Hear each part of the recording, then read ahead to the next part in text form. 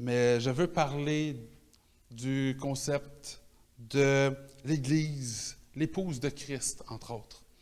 Beaucoup de choses intéressantes par rapport à ça, et plus spécifiquement, dans le symbole qui est omniprésent dans la Bible, qui est celui de l'homme et la femme, l'union entre un homme et une femme.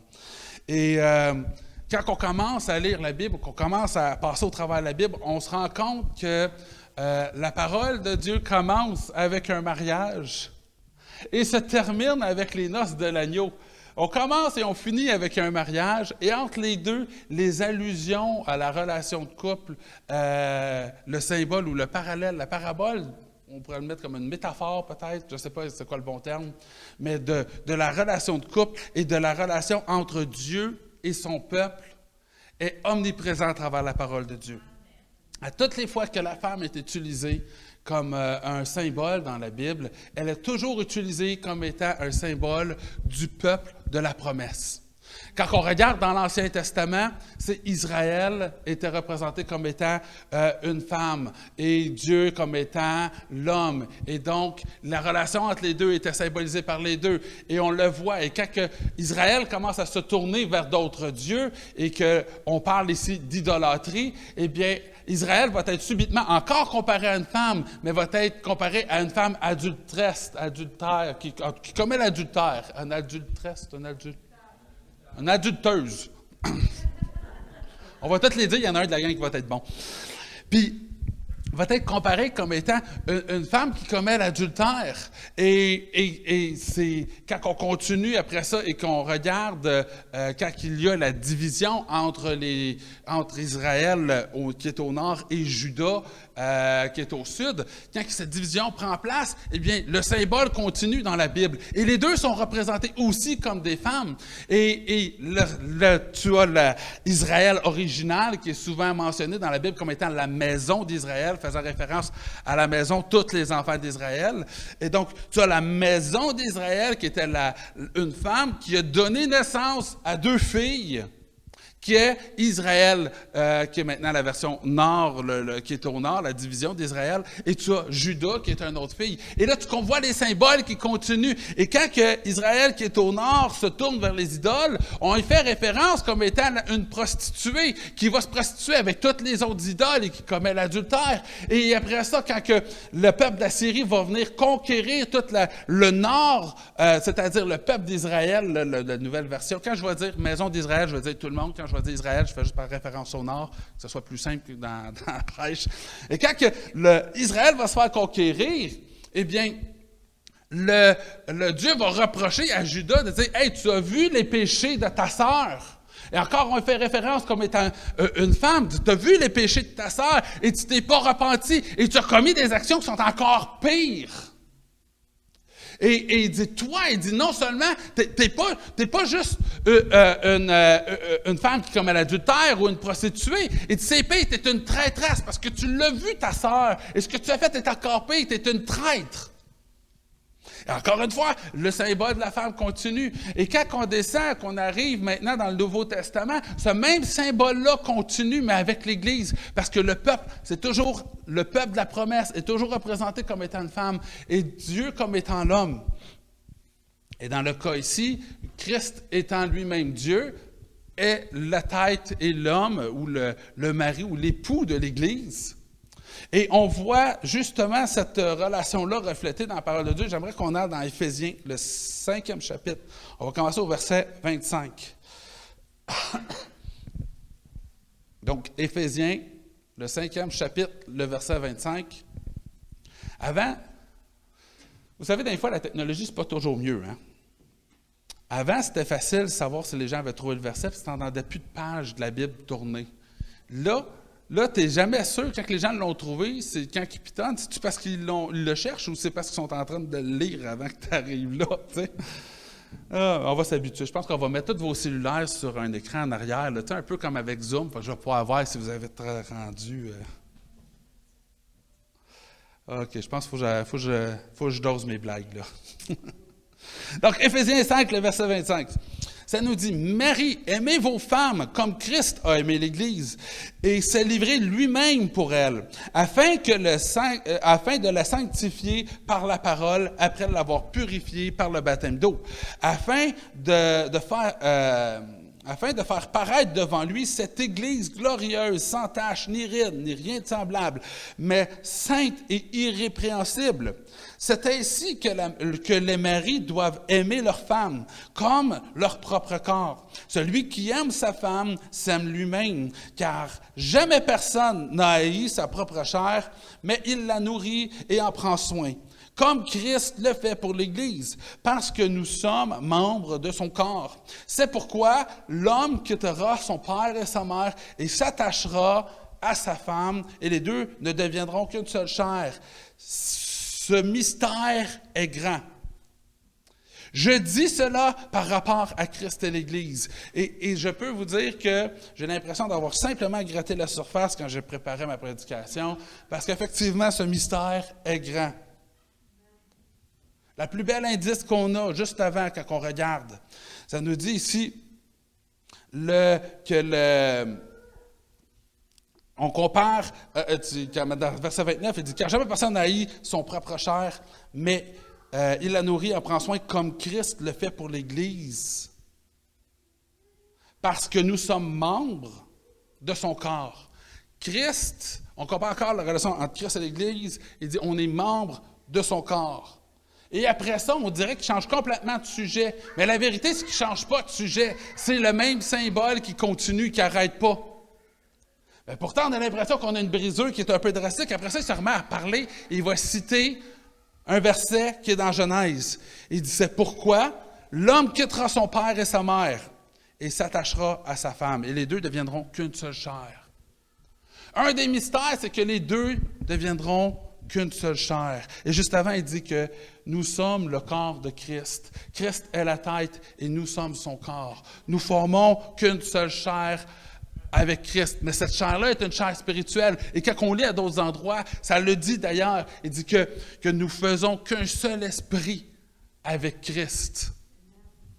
Faisant référence à cette union-là, ce mariage-là qui a pris place au tout début. D'ailleurs, on va aller le lire ensemble, simplement pour nous donner notre contexte sur lequel on va bâtir le reste. Si on va dans Genèse, le 2e chapitre, on est au tout début. Dieu a fait toute la création. Maintenant, il a créé l'homme et il a vu que c'était bon. Point important, il a vu que c'était bon. On arrive à Genèse 2e chapitre, on est rendu au verset 18.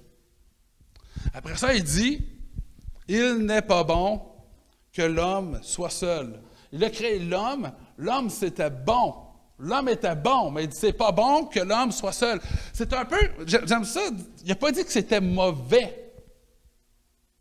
Mais il a dit, l'homme il est bon. L'homme, de par lui-même, est bon. OK? La créature, c'est bon. Mais il dit, ça peut être encore mieux. Ça peut être encore mieux. Il dit, c'est pas bon que l'homme soit seul. On peut encore améliorer la création et ce que nous avons fait, on peut encore l'améliorer une coche de plus. Et c'est là qu'après ça, il continue, il dit, je lui ferai une aide semblable à lui. Et le mot semblable qui est là est traduit de différentes manières. Dans d'autres cas, il va dire qui est son vis-à-vis, qui est un peu son équivalent, si on pourrait le dire comme ça. Et le mot en question, il y a quelque chose d'intéressant qui se passe avec ce mot-là. La racine de ce mot-là, c'est un peu comme si je prends, par exemple, en français, on va dire, par exemple, j'aurais dû penser à mon exemple avant, ça aurait été un peu mieux. Mais mettons, je dis, tu as un art, mettons, un peintre. Tu as un peintre, tu as la peinture, tu as tout le concept de, tu as la peinture qui est comme la toile, mais tu as aussi la peinture qui est comme le produit, tu as le peintre. Tout découle du même mot, finalement. On peut dire la même affaire aussi pour, par exemple, les... y a quelqu'un qui a envie de m'aider, là, subitement, là? Ça sera le temps, là. Personne qui a l'appel de prêcher, là, vous pouvez commencer encore en donnant un exemple qui serait meilleur que la mienne, là. Oh, Seigneur. Aie pitié de moi. Mais l'idée, c'est que des fois, il y a des mots qui sont racines. Et que de ces mots-là, par exemple, bel exemple, Christ et chrétien, c'est une belle chrétienneté. Hein? C'est tous des mots qui découlent de la même racine. Eh bien, là, ici, quand on regarde cette racine-là, dans le mot semblable, eh bien, le mot est traduit, dans toutes les autres dérivés de ce mot-là, c'est toujours traduit comme étant quelque chose, comme étant dans la présence de, à côté de, en face de. C'est quelque chose qui fait référence à une présence qui est avec toi, qui t'accompagne, qui est là. Et je trouve ça intéressant, c'est quand que tu regardes ça et tu dis, Dieu a créé une femme qui est là, qui t'accompagne, qui est avec toi, qui est ton aide, qui est ton égal, qui est là. Et il y a quoi d'intéressant qui est là? Parce que quand on commence à se rappeler et qu'on ramène encore une fois qu'il y a un symbole qui est là, il y a un mystère derrière tout ça, et que ce mystère-là reflète la relation entre Dieu et le peuple de sa promesse et son peuple. Il y a quelque chose d'intéressant qui est là. Donc, je reviens, je vous promets, je vais essayer d'être plus vite, là, je vais arrêter de me laisser aller dans toutes les directions. Là. Mais je lui ferai un aide qui est semblable à lui, verset 19. « L'Éternel, Dieu, forma de la terre tous les animaux des champs et tous les oiseaux du ciel, et il les fit venir devant l'homme pour voir comment il les appellerait, et afin que tout être vivant portait le nom que lui donnerait l'homme. Et l'homme donna des noms à tous les bétails, tous les oiseaux du ciel, et à tous les animaux des champs, mais pour l'homme, il ne trouva point d'aide semblable à lui. Alors, l'Éternel Dieu fit tomber un profond sommeil sur l'homme, qui s'endormit. Il prit une de ses côtes. Il a fait une opération, une chirurgie. Il enlève une de ses côtes et referme la chair à sa place. Important, la chair, tu sais, s'il a pris une de ses côtes, on pourrait dire comme la côte a disparu. Il l'a pris, poup, elle disparaît, puis là, maintenant, il fait une femme avec. Non. Il referme la chair. Il y a une incision qui a été faite. Enlève la côte. Et il va former la femme de cette côte-là. Mais ici, il refermera la chair à sa place. L'Éternel Dieu forma la femme de la côte qu'il avait pris de l'homme, et il l'amena vers l'homme. Et l'homme vit que cette fois, celle qui est os de mes os et chair de ma chair, on l'appelle la femme, parce qu'elle a été prise de l'homme. C'est pourquoi l'homme quittera son père et sa mère et s'attachera à sa femme, et il deviendra une seule chair. Encore ce même passage-là, c'est le passage qui a été cité juste avant. Encore ce même passage-là, il semble encore une fois sortir de son contexte. Tu dis, voyons donc, ça sort d'où ça? L'homme va quitter son père et sa mère. Adam et Ève n'ont pas de père, n'ont pas de mère. Ça sort d'où cette affaire-là? Mais quand on commence à comprendre le concept, le symbole qu'il y a entre l'homme et la femme, quand on commence à comprendre le concept du mariage selon les Saintes Écritures, on se rend compte ici c'est le concept du mariage qui nous est présenté à ce moment-là. C'est le concept du mariage où c'est qu'on nous dit l'homme va quitter son père et sa mère pour pouvoir former une nouvelle vie, une vie nouvelle avec son épouse. Comme Christ a quitté son père pour venir ici sur terre, mourir sur la terre, pour pouvoir venir payer le prix. Il retourne auprès de son père.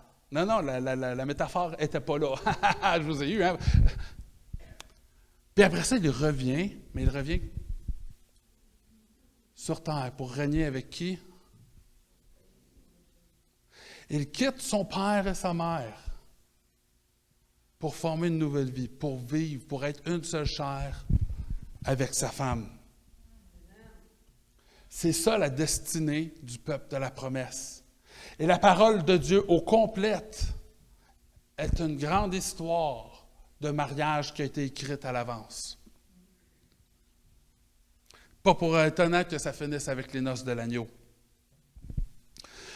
Mais il y a plusieurs points ici qui sont intéressants que j'aimerais qu'on puisse souligner. Juste une question. C'est premièrement, Dieu dit, il n'est pas bon que l'homme soit seul. Ça ne veut pas dire que l'homme n'était pas bon, comme on disait tantôt. Mais quand on sait que l'homme représente Dieu dans toutes les histoires, Dieu, il ne dit pas, il n'a jamais dit « je suis pas bon ». Mais il dit « hey, ça serait tellement mieux si je pourrais partager, si j'avais un aide qui est mon semblable. » Quand il dit « créons l'homme à notre image », il créait un aide qui était semblable à lui. Ce n'était pas lui, mais un aide qui était semblable à lui, qui était tiré de lui. L'esprit qui est en nous, c'est un esprit qui vient directement de Dieu. Dieu a insufflé dans nos narines, dans les narines d'Adam, et Adam devint un être vivant, un âme vivant. L'Esprit de Dieu était rentré dans Adam, et maintenant Adam est devenu un être vivant. Au même titre que Adam, une partie de lui a été prise pour former la femme, eh bien, Dieu a pris une partie de lui pour former un être qui lui serait semblable, et cet être-là, c'est nous, les êtres humains. Quand on arrive après ça, qu'on a une crise existentielle, qu'on se dit, mais nous, qui qu'on est? Hein? Qu'est-ce qu'on est? Pourquoi est-ce qu'on est là? Pourquoi Dieu nous a créés? Eh bien, la réponse, elle est merveilleuse parce que c'est exactement ça. Dieu nous a créés pour les mêmes raisons qu'on se marie aujourd'hui. Il n'est pas bon pour l'homme d'être seul. Ça ne veut pas dire que l'homme n'est pas bon. Ça veut dire que Dieu dit, ma condition pourrait être encore meilleure. Je peux améliorer ma condition. Je vais créer un être qui est semblable à moi, qui va être mon aide. Et donc, si vous voulez savoir c'est quoi les attentes de Dieu à l'égard de nous, c'est bien simple. Regardez c'est quoi les attentes de Dieu à l'égard du mariage et vous allez comprendre quelles sont les attentes que Dieu a à l'égard de nous. Et c'est pas pour rien que l'ennemi, quand on parle de l'ennemi, on fait référence en même temps. J'essaie de rentrer la pensée dans nos têtes à force de le répéter. À un moment donné, on va devenir quelque chose qu'on va être habitué. Ah là, mais le fameux mystère de l'iniquité, là, c'est ça. Eh bien, quand on parle Satan qui s'attaque, c'est le même concept. S'attaque toujours à l'aspect saint de la relation entre l'homme et la femme et au mariage. Regardez, tous les peuples qui se détournent de Dieu, c'est toujours les mêmes choses qui arrivent. Et quand que Dieu, on voit dans le Nouveau Testament qu'il nous parle que quand que l'homme se détourne de Dieu, il y a toute une suite logique d'événements qui va suivre. Et dans toute la liste des péchés qui dégradent, eh bien, je te dirais quasiment la moitié sont des péchés qui sont reliés à soit la sexualité ou qui vient entacher le concept du mariage. Il y a un effort sans bon sens que l'ennemi ait fait, la quantité d'énergie qu'il met juste à essayer de détruire ce symbole-là que Dieu a instauré depuis le début. Mais c'est simple, parce que ce symbole-là est au centre de tout. La raison pour laquelle on a été créé est dissimulée dans ce symbole-là. Maintenant, ça ne veut pas dire que Dieu dépend de nous, mais Dieu a dit, hey, ça serait tellement mieux si j'avais un être qui m'est semblable. Et donc, Dieu a créé la femme. Dieu a créé la femme pour l'homme. Et à ce moment-là, Dieu a pris une partie de son esprit et a formé l'homme. Mais plus tard, il n'y a pas seulement l'esprit qui avait à être créé, il y a aussi le corps qui était là. Et de la même manière, Dieu qui représente l'homme, est venu ici sur terre. Et à un certain moment donné, il est mort. Comme plongé dans un grand sommeil, est mort. Mais comme on ne savait pas s'il était mort, on disait, on n'est pas sûr. Un soldat romain est arrivé, il a pris une lance. Et il a rentré la lance dans son côté. Et de son côté est sorti de l'eau et du sang qui disait qu'il était déjà mort. Et de cette mort est née l'Église, le peuple de la promesse. Comme Adam, encore une fois, le peuple de la promesse, Dieu est venu et il a créé son Église, il a créé cette aide qui devait être là à partir de lui-même. Le symbole continue ici.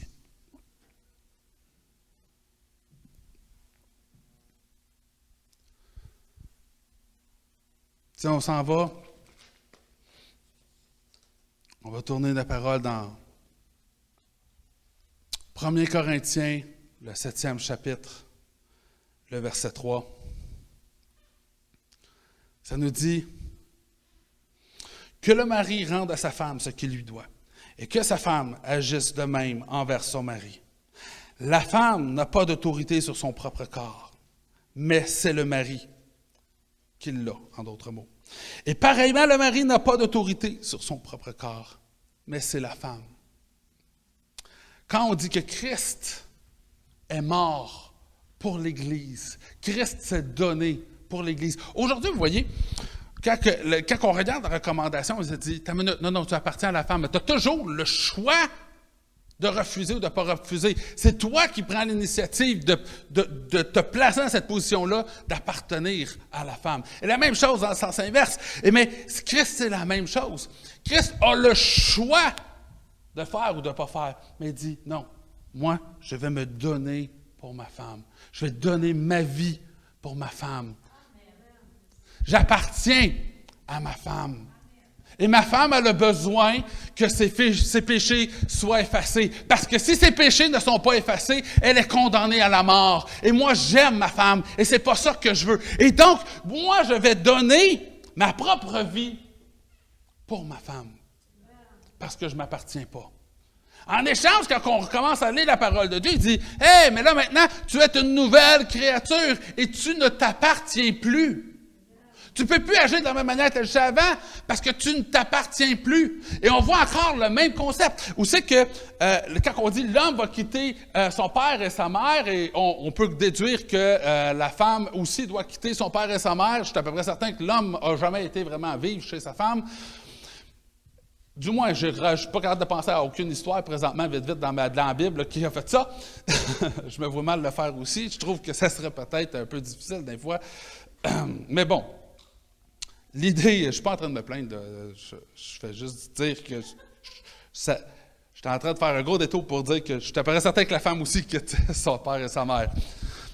Mais l'idée, c'est qu'on est dans un contexte de vie, on est dans un environnement dans lequel on a grandi dedans, on apprend à vivre dedans, on est un peu à l'aise dedans, et c'est exactement ça que Dieu était dans le ciel, Christ était dans le ciel, vit dans sa gloire, vit dans tout son royaume, et tout le kit. Et à un certain point, il dit, attends une minute, là, je vais quitter mon père et ma mère, tout ce beau contexte-là, et vous savez, quand on se marie, c'est pas toujours glorieux au tout début, hein? On se rend compte que papa et maman, ça leur a pris du temps pour accumuler ce qu'ils ont, puis nous, on recommence au début. Mais bon, l'idée, c'est de dire, on quitte papa et maman, et là, on va construire quelque chose de nouveau. Mais c'est vrai dans l'autre sens aussi. Il dit, vous devez quitter votre ancienne vie. Vous avez grandi sous la tutelle du péché. Vous avez grandi sous la tutelle de l'iniquité. Vous avez appris à vivre dans l'iniquité. Vous avez appris à faire tout ça. Mais maintenant, tu dois quitter ta maison. Tu dois quitter là d'où tu demeurais avant. Et parce que tu dois maintenant venir faire une nouvelle vie avec ton époux qui est là, ton époux qui est Christ, et créer ensemble cette nouvelle vie-là. Et donc, maintenant, c'est plus papa, maman, puis c'est plus l'autre papa, maman. Maintenant, c'est toi et ton mari. Et là, vous devez apprendre à travailler ensemble. Et il dit maintenant, quand vous allez travailler ensemble pour construire cette nouvelle vie-là, il y a quelque chose que tu dois comprendre, tu ne t'appartiens plus.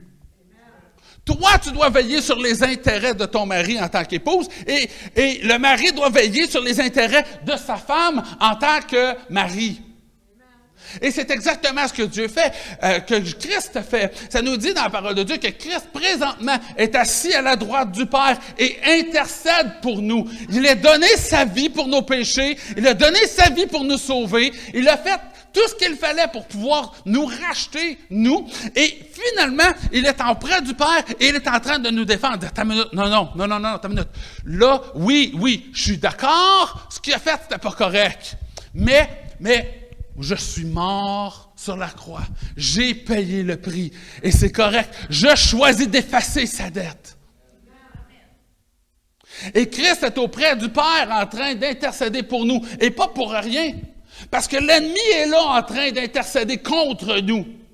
Parce que l'ennemi, il ne veut pas nous perdre, lui. Hein? Ça, c'est comme les parents qui ne veulent pas que leurs enfants se marient. Là. Même principe, là. L'ennemi, il ne veut pas qu'on se marie avec Christ. puis ils essayent de saboter notre mariage. Et là, tu vois que c'est une famille dysfonctionnelle. On arrive d'une famille dysfonctionnelle, je vous le dis. Spirituellement parlant, je parle. Là. Si on va dans... Tellement plein de choses que je dis aujourd'hui qui pourraient être tournées tout croche, là. J'espère seulement que... Oh Seigneur. 1 Corinthiens, 6e chapitre, le verset 15. Le 1 Corinthiens, le chapitre 6, et on va lire à partir du verset 15.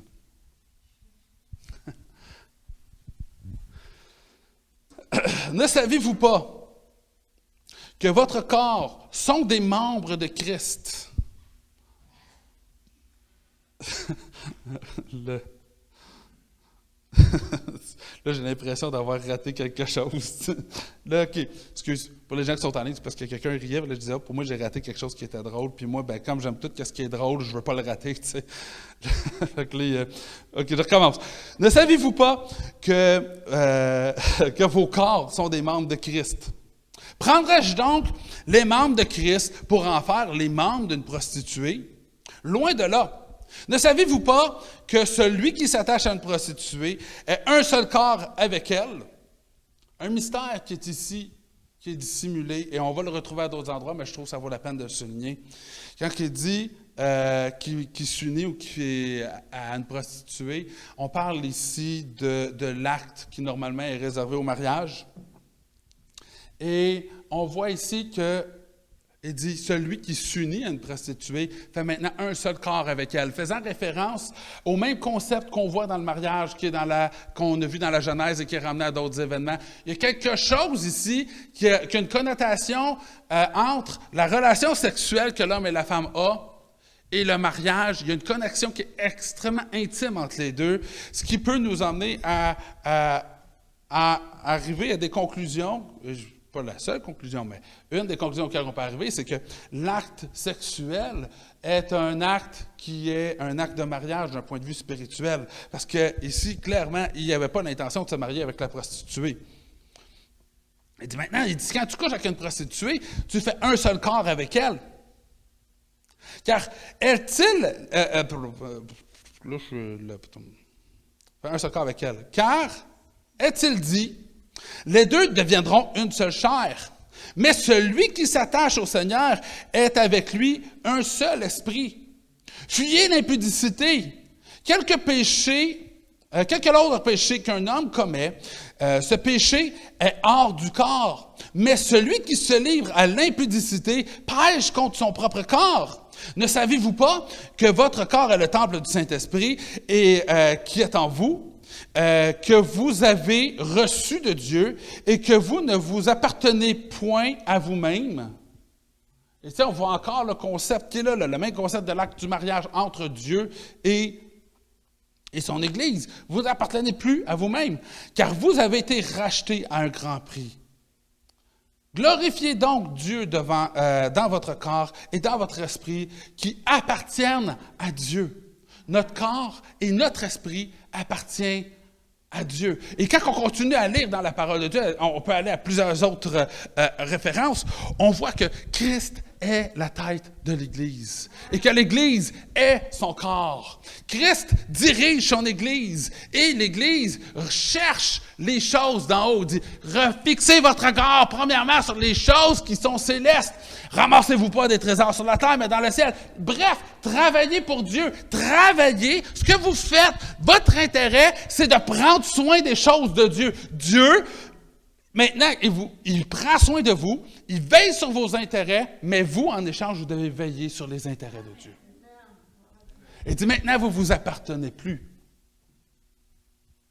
mais vous appartenez à Dieu. Et après ça, une fois que tu comprends le symbole qui est derrière tout ça, subitement, il y a plein de choses qui est tabou dans la Bible et qui commencent à faire du sens. Quand on lit dans la parole de Dieu qui dit « Femmes, soyez soumises à vos maris, comme l'Église l'est à Christ. » Et là, on dit « Oh! » Surtout si tu as un petit brin de féminisme un petit peu à l'intérieur de toi, subitement, ça graffigne. Mais honnêtement, si je vous pose la question aujourd'hui, si vous avez le choix entre être l'Église ou être Christ, qu'est-ce que vous préférez? En tout cas, moi, je préfère l'Église. Moi, je ne sais pas, je pense que c'est une allergie que j'ai développée avec le temps. Je pense que je fais des réactions à la crucifixion. Tu sais, je fais des marques rouges si je me fais crucifier. Bref, je pense que c'est lui qui paye le plus gros prix, tu sais. Mais regardez, des fois qu'on nous parle de ça, femmes, soyez soumises à vos maris. Par la suite, il dit quoi? Il dit, hommes, vous devez aimer vos femmes, comme Christ a aimé son Église, et qui a été prêt à aller donner sa vie pour son Église. L'institution du mariage est imbriquée dans un symbole qui est beaucoup plus profond. Et quand on commence à briser ces choses-là, que ce soit en disant « Non, non, non, non, non, moi, là, je ne suis pas d'accord avec ça, la Bible, là, ce qu'elle dit, là, c'est pas correct, là, c'est pas ça, là, on est dans une nouvelle génération, les choses changent, c'est plus pareil, c'est plus comme ça se fait. » Bien, écoutez, c'est Dieu qui nous a créés, puis il nous a créés avec cette fonction-là. Il nous a créés comme ça. Maintenant, est-ce qu'on est capable de faire autre chose? Moi, je vous le dis, j'ai déjà cloué un clou avec un ratchet parce que je ne trouvais pas mon marteau. On est capable de prendre quelque chose pour l'utiliser à d'autres fins. Ça, oui, on est capable de le faire. Mais ce n'est pas le meilleur outil pour faire ça. Je peux vous le dire. Ça résonne dans la main, là. Marteau, oui, le marteau est fait pour ça. Eh bien, nous, on a été créés avec certaines fonctions, avec certaines manières d'être. Et quand on regarde la société, c'est toujours qui se détourne vers Dieu, c'est toujours la chose qui est attaquée. Le mariage et l'union entre un homme et une femme. Et là, on va commencer à essayer d'introduire toutes sortes d'autres manières. On va essayer, quand on parle de l'union entre deux hommes, par exemple, et quand on regarde de quelle manière que ça vient détruire ce symbole-là, on est en train de dire carrément, d'un point de vue symbolique, que ce que Dieu a dit au tout début, il n'est pas bon pour l'homme d'être seul. On dit non, non, c'est bien meilleur pour l'homme d'être seul. C'est ça qu'on est en train de dire, dans le sens que l'homme avait représentant Dieu, c'est-à-dire l'homme n'a pas besoin de l'être humain. L'homme, il est bien tout seul, là. Et la même affaire quand on parle au niveau pour les femmes. C'est que la femme n'a pas besoin de Dieu, elle est bien toute seule de son côté. Et il y a quelque chose qui s'attaque directement au symbole quand on s'attaque. Et vous remarquerez, c'est toujours ces mêmes choses-là qui reviennent, c'est toujours ces symboles-là. Et quand on regarde, par exemple, on parle les gens qui changent de sexe, par exemple, vous pouvez juste penser au symbole, de quelle manière ça affecte le symbole. Comme si Dieu était finalement rien d'autre. Pour de vrai, dans le fin fond, Dieu, c'est réellement un être humain, un homme. Ou dans le vice-versa, c'est comme si l'homme, vraiment, non, on est vraiment Dieu. Il y a quelque chose qui attaque le symbole là-dedans. Et vous allez remarquer que c'est toujours les choses alentour duquel on va essayer. Puis je ne dis pas que l'homosexualité ou le transgenrisme ou des choses du genre sont mal à cause du symbole. Il y a d'autres parce que c'est Dieu qui est tout. Il y a une règle qui veut que ça n'a pas d'importance si ça fait du bien ou du mal ou peu importe. L'idée, c'est que c'est lui qui décide les règles. C'est lui qui l'a fait, la game. Là, fait que c'est pas la raison pour laquelle c'est mal. Par contre, on voit très bien de quelle manière l'ennemi utilise ça pour attaquer le symbole et déconsacrer le concept du mariage. Parce que si tu créer le concept du mariage et de banaliser, par exemple, le divorce. Faites juste penser, par exemple, on banalise le concept du divorce. Qu'est-ce que ça veut dire au point de vue du symbole?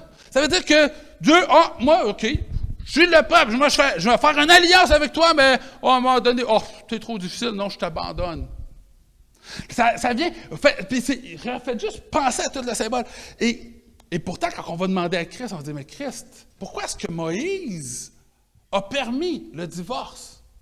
Faites juste penser au symbole dans sa réponse. Vous allez voir, c'est merveilleux quand on commence à comprendre le symbole, le mystère qui est caché dans la parole de Dieu. Il y a des choses qui commencent à se révéler. Tu fais, wow, c'est impressionnant. Et quand tu dis, OK, mais pourquoi est-ce que Moïse a permis les lettres de divorce? Il dit, premièrement, la raison, c'est à cause de la dureté du cœur de l'homme. Parce qu'il y a quelqu'un qui ne joue pas son rôle comme il faut. Tu devrais, toi, te soucier des choses de Dieu et Dieu devrait se soucier de toi. Mais comme toi, tu ne te soucies pas des choses de Dieu, tu ne remplis pas ta part du contrat. Et donc, s'il y en a un qui ne remplit pas sa part du contrat, eh bien, on peut briser le contrat. Mais maintenant, voici qu'est-ce qu'il dit. Il dit qu'on ne sépare pas autre que pour un cas d'infidélité. Pourquoi il dit ça, l'infidélité? On l'a vu tantôt aussi. L'adultère est synonyme d'idolâtrie. Quels sont les premiers commandements que Dieu dit? Bon, t'aimes le Dieu de tout ton cœur, de toute ton âme, de toute ta force. Il y a un seul Dieu qui existe. Tu n'auras pas d'autre Dieu devant ta face. Tu ne te crieras pas d'idole, tu ne te crieras pas. Écoute, l'énergie dans les 10 commandements qui est mis juste pour dire, hey, je veux que tu sois fidèle à moi. Et donc, quand il y a adultère qui est là, et tu t'as minute, si toi, tu n'es pas fidèle à moi, tu ne respectes pas mes commandements. Moi, oublie ça, là. Si tu ne respectes pas mes commandements, moi, là, je vais te répudier. Et c'est la même chose ici qui se passe. Il dit, quand tu regardes, il dit, OK, maintenant, je viens de frapper, tu sais, là, les anciens ordinateurs, ils faisaient un blue screen, là, l'écran bleu, là, ça jamme, là. Vive Windows 95 et les personnes qui ont touché à Windows 95, toutes les gens ne comprennent rien, puis tous les plus vieux font comme genre « Oh! »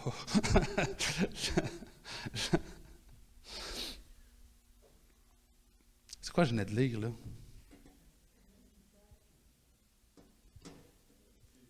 Oui, c'est ça. On parlait de Christ par rapport à ne pas divorcer. Parce que ici, il y a une union qui est faite. Et quand on parle de cette... sauf dans le cas d'adultère, eh bien, quand on regarde dans la parole de Dieu, étrangement, il y a quelque chose qui va se passer dans le livre d'Ésaïe et dans le livre de Jérémie qu'on va voir. Et à un moment donné, Dieu va arriver et dire, à cause de tes infidélités, à cause de tes infidélités, il utilise encore la parabole de la femme, puis à cause de tes prostitutions, à cause de tout ça, je t'ai donné ta lettre de divorce. Dieu va donner la lettre de divorce au peuple d'Israël parce que le peuple d'Israël va avoir été infidèle. Le plus beau là-dedans, c'est que, tu sais, quand on dit, faut que tu prêches par tes actions, faut que tu vives ce que tu prêches. Tu ne peux pas demander à quelqu'un quelque chose que tu ne feras pas toi-même, là. Eh bien, Dieu, là, il est comme ça aussi. Dieu, il dit, moi, j'ai donné ma lettre de divorce à Israël parce qu'elle m'a été infidèle. Mais quand tu regardes et que tu lis tout avant, il dit, hey, j'ai été patient. Je me suis dit, OK, je vais être patient, je vais attendre. Peut-être qu'à un moment donné, quand elle va être faite, qu'est-ce qu'elle a à faire, peut-être qu'elle va se rappeler de moi puis qu'elle va revenir à moi. Et tu vois, Dieu, écoute, aujourd'hui, dans la société d'aujourd'hui, Dieu, on le considérerait comme un cocu, là. Quelqu'un qui se fait tromper, mais qui s'en rend jamais compte puis qui se fait avoir, là. Mais Dieu aime tellement qu'il est comme, non, je vais être patient. Puis à un moment donné, il atteint sa limite, puis il dit, non, là, ça va faire. Je te donne ta lettre de divorce. Et simplement pour donner une petite bride d'information qui n'a rien à voir avec la prêche aujourd'hui, mais qui est quand même intéressant. Dans le concept de la loi juive, quand tu divorces une personne, tu ne peux pas la remarier. Donc, Dieu ne peut pas remarier Israël. Mais il y a une petite passe qui est un petit peu intéressante là-dedans, c'est que tu es lié à ton engagement tant aussi longtemps que ton conjoint vit. Si ton conjoint il meurt, tu es libéré de cet engagement-là. Et Christ, en mourant sur la croix, vient de donner encore une fois l'opportunité d'être encore légal et de pouvoir ramener Israël dans la promesse, mais à travers Christ. Parce que vous savez qu'est-ce qui arrive? C'est que la parole de Dieu nous dit que il y a une seule porte, un seul chemin, et c'est Christ. Personne ne va passer à côté. La lettre de divorce avait été donnée à l'ancienne femme de la promesse, on pourrait dire comme ça. Mais Dieu ne l'a pas délaissée. Il avait déjà planifié quelque chose pour la ramener dans son plan. Mais de cette manière-là, tout passerait par Christ. Il y a un seul chemin, il y a une seule porte, et c'est Christ. Écoute, le plus loin que je vais me rendre aujourd'hui, je regarde l'heure qui avance, puis je calcule mes minutes de batterie. Je sais que ma batterie, elle t'offre 1h15. Fait que quand tu inclus la musique, puis tout. Mais Écoutez, moi, je lis ça, je descends ça, et c'est remarquable, tous les trésors qui sont cachés dans ces symboles-là. Et aujourd'hui, tellement plein de questions qu'on a et qu'on se dit, voyons donc, pourquoi que la Bible est aussi stricte à l'égard de choses qui ne font pas de mal à personne? Pourquoi est-ce que... Et quand on regarde comment on banalise tout le concept de se marier chaste et qu'on dit, mais non, voyons, tu vas te marier chaste, voyons, mais si jamais il n'est pas bon! Hein? Puis là, on a, non, là, c'est un horreur. Mais quand tu regardes le symbole qui est rattaché à ça, tu comprends quelles sont les intentions de Dieu au bout du compte. Et Dieu nous a créés d'une certaine manière. Et c'est de cette certaine manière-là qu'on est à notre meilleur. Maintenant, on peut changer, on peut faire les choses différemment. Mais plus qu'on va changer nos fonctions, plus qu'on va être pas à notre meilleur. Ceci étant dit, Dieu nous a façonnés, Dieu nous a créés. Et je crois que ce qui est important ici, quand on parle de la sanctification, qu'on parle de toutes ces choses-là, eh bien, c'est parce qu'on ne s'appartient plus. On n'est plus le propriétaire de qui nous sommes. On est en train de s'unir à une personne qui est exceptionnelle. Mais pour ça, on doit se soucier de l'aimer de tout notre cœur, de toute notre âme, de toute notre pensée, de toutes nos forces. Et on doit veiller à son bien-être, au même titre que lui veille à notre bien-être. Et on a une nouvelle vie à créer avec cette personne-là. Et vous savez quoi? Et c'est pour ça qu'on est co-héritier avec Christ, parce qu'on va faire une seule chair avec lui. On forme une nouvelle vie avec lui et on va hériter des mêmes choses que lui va hériter. On va avoir les mêmes gloires que lui va avoir, parce qu'on n'est plus qu'un avec lui. Et au même titre que vous ne voudriez pas que votre conjoint ou votre conjointe vous soit infidèle, il ne fait pas qu'on lui soit infidèle. Au même titre que vous n'avez pas envie d'avoir un conjoint ou une conjointe qui est égoïste et qui pense juste à lui ou à elle. Dieu n'a pas envie d'avoir quelqu'un qui est égoïste et qui pense juste à lui ou à elle et qui ne pense pas à Dieu. Quand on parle que l'Église est l'épouse de Christ, c'est plus que juste... Vous savez, aujourd'hui, on a un concept qu'on appelle les gold diggers, des gens qui marient des personnes riches, qui sont sur le bord de mourir juste pour avoir leur argent. Eh bien, ça, d'un point de vue spirituel, ça ne marche pas. On ne peut pas être des spiritual gold diggers. Vous ne pouvez pas juste avoir l'héritage sans être une femme virtueuse. La parole de Dieu nous parle de la femme virtueuse. Et on se doit d'être une femme pure, sans tache, sans ride, sans tache, pour notre époux. Il y a encore plusieurs mystères que je pourrais encore révéler, mais là, je crois que pour aujourd'hui, ça va être la fin. Le mystère persiste à travers tous les prophètes de l'Ancien Testament, au travers le Nouveau Testament. Une tonne de choses sont là, mais quand on comprend le mystère du mariage et que le mystère qu'on ne fait plus qu'un avec Christ, c'est là qu'on comprend tous les autres versets qui nous parlent du corps de Christ, qu'on est un membre du corps de Christ. Il est la tête, on est le corps. On ne fait plus qu'un avec lui. Et toutes ces choses-là prennent un nouveau sens. Mais ça sera bien pour une autre prédication, une autre fois. Aujourd'hui, je crois que ce que j'aimerais vous laisser avec, c'est cette pensée. Comme certains disent, fais pas aux autres ce que tu n'aimerais pas te faire faire. Sachant ce symbole-là, faites pas à Dieu ce que vous n'aimeriez pas vous faire faire. J'aimerais terminer par un mot de prière. Seigneur, je te remercie pour cette chance qu'on a, Seigneur. C'est difficile de réaliser à quel point tu nous aimes. Et c'est difficile de réaliser l'opportunité que tu nous as donnée. C'est difficile de réaliser la grandeur de ce que tu as réalisé à travers ta création, à travers l'histoire et à travers le futur qui est encore à être révélé. Et Seigneur, il y a une chose qu'on sait par contre, c'est que tu ne cesses de nous émerveiller. Et à chaque fois qu'une petite bride de cette réalité-là que tu as créée, de qui tu es et de ce que tu fais, toutes les fois qu'un petit morceau de tout ça nous est révélé, on est encore une fois ébloui par la grandeur de qui tu es. Dieu, c'est un être merveilleux.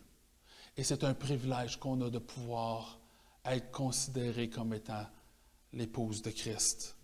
Seigneur, aide-nous à faire honneur à ce titre, Seigneur. Seigneur, aide-nous à être une bonne épouse. Seigneur, pure, sans tache, sans ride. Que nous puissions se tenir fiers et dignes devant toi, Seigneur. Seigneur, change nos vies, change nos cœurs. Révèle-toi encore davantage à nous. Arrête pas de te révéler à nous, Seigneur. Parce que, comme une jeune fille qui tombe en amour, Seigneur, on ne peut se tenir simplement d'apprendre à connaître qui tu es. On est toujours émerveillé, on veut toujours en savoir davantage à ton sujet, Seigneur.